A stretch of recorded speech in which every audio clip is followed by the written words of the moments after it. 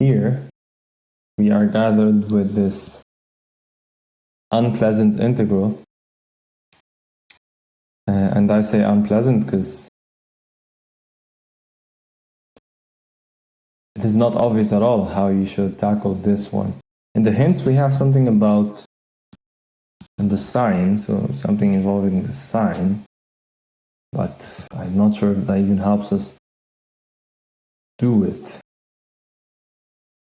I believe that this problem is one of the things which you have to see for the very first time, and then you can take what you've learned and apply it. Nevertheless, we will try to make this as unartificial as possible in this construction. Okay, so we have x squared. So probably we'll be subbing in something for x squared. Well, let's start with x. And it says that it will involve the sign in some way. So probably we need to choose some dummy variable we would call u to plug in for x, and then maybe we'll see how things go. So if I just take a look at the denominator, I get 9 minus sine squared of u. But that doesn't really work, right? Yeah, but no surprise that it doesn't. And what we would like to do here is we would like to escape this square root. And we have a sine squared, and it's being taken away. We're taking away something from it. So I'm not quite sure what we can do here. What if we had a 1? Would that make things a bit easier?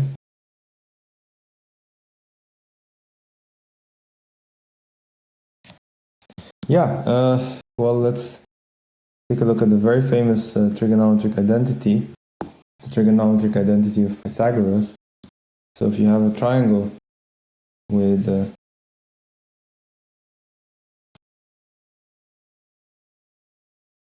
hypotenuse of 1, you look at some angle, then this is the sine of it, and this is the cosine of it.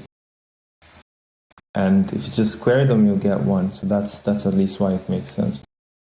Okay, but if this is true, then probably, if I just want to look at, let's say, cosine squared of u, then I would just take away sine squared of u.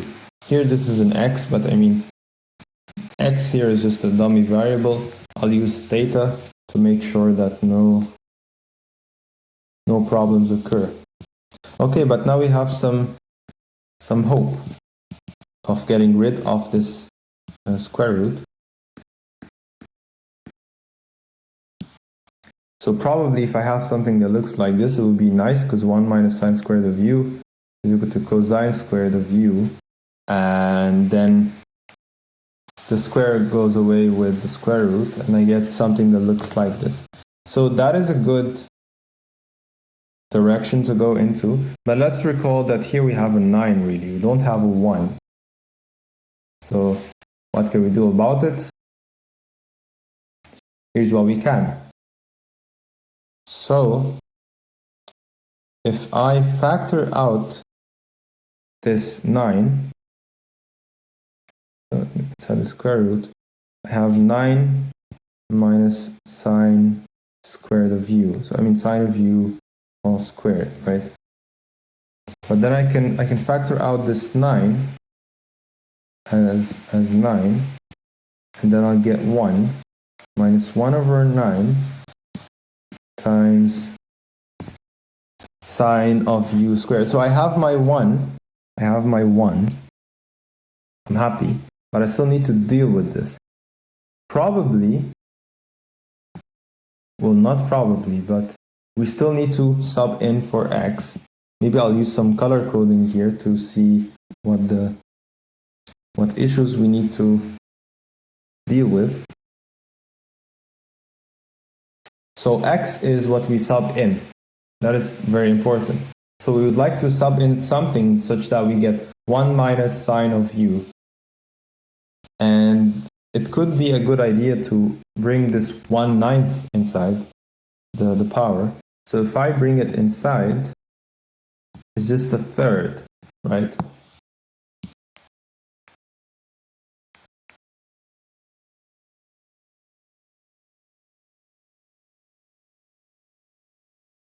Yes, yes it is. Because if I square it, I get a 9th. Okay. So if I want to get 1 minus sine squared of u, then I probably need to multiply this by 3. So if I take x to be equal to 3 sine of u, then I get the following. Then I get the 9th here. Oh, sorry, the 9th is outside, but the third is inside. Then I multiply by 3, and then they cancel out, and then I get a 9, 1 minus sine squared of u under the square root. Now this is the flow of ideas, but here's what I would like to do. I would like to redo it once again. So let's try out with the new substitution. Let's see if it works. So I have the square root of 9 minus x squared. X squared is 3 minus 3 sine of u all squared. So it's 3 squared times sine squared of u. 3 squared is 9.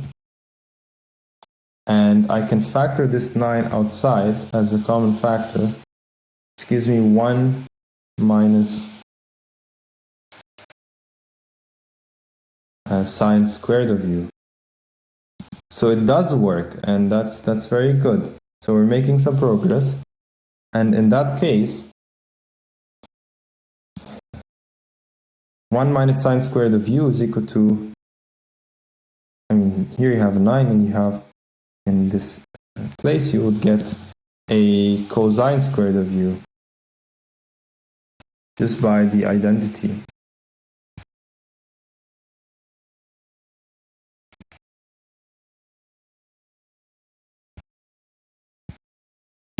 Okay, and then I can simplify this even further. So the square root of 9 is 3, and the square root of cosine squared is cosine of u. Okay, so that is an immense progress.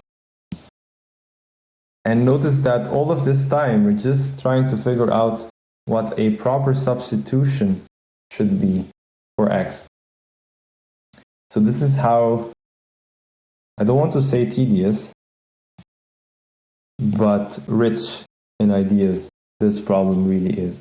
It's very rich in ideas, and this is the formulation of the right substitution that you need to take. This is very important. Okay, then I just ignore all of this and I start my problem now. And I know this is a bit stressing, but don't worry, we'll just rewrite everything we need to write down. So for this integral, which I will call I, so this integral, if I choose x to be 3 times the sine of u, will be the integral of 1 over cosine, 3 cosine of u, but this is still in dx. And we need to have an integral with respect to u in order to make any progress on this. And so we need to find it. We need to find what dx is going to be and just replace it with something in terms of u. To our fortune, we have this equation here, which we can utilize to do so. So if this is the relation between x and u, then I can take the derivative on both sides to get that dx the rate of change of x will be 3 cosine rate of change of u du. We do this to utilize the chain rule. It's very important. When you differentiate variables which are not the same, you need to be careful with the rates of change. So what this says is, it says that the rate of change of x is 3 cosine of u times of the rate of change of u, just this. And this is good, because guess what? I replace the x, maybe I'll make it in red, just for consistency.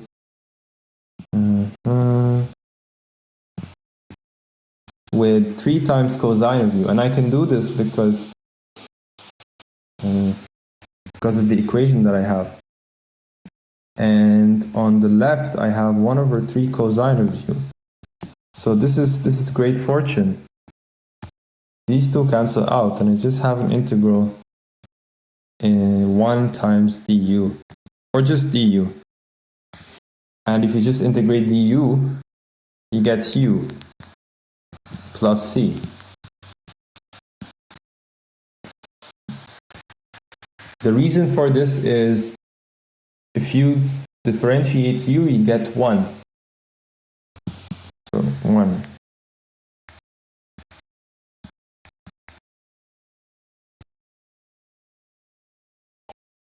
But then we don't want the answer in u, we want the answer in x. So that is the final step that we need to take. So, what is u equal to? We know that x is equal to 3 times sine of u. Then probably x over 3 is equal to sine of u. Then u should be equal to the sine inverse of x over 3. If I apply the inverse function to both sides, then I get u here, and I get the sine inverse of x over 3 on the other hand. So the value for the integral altogether, okay, maybe I should not box this one, I should box the other one, which will give us sine inverse of x over 3. This is in substitution for u, if you're wondering. And then I do not forget to add my c, because that is very important. We have a whole family of functions whose derivative is 1 over 9 minus x squared. And so we need to be very careful to include the constant. So again, a bit tedious, very rich in ideas. We tried as much as we can to dissect all the ideas and to see why it makes sense and to see how to make the right choices. And eventually we were successful at solving the problem, which is a very good thing. So if we utilize all of these tools, we can easily reach the solution.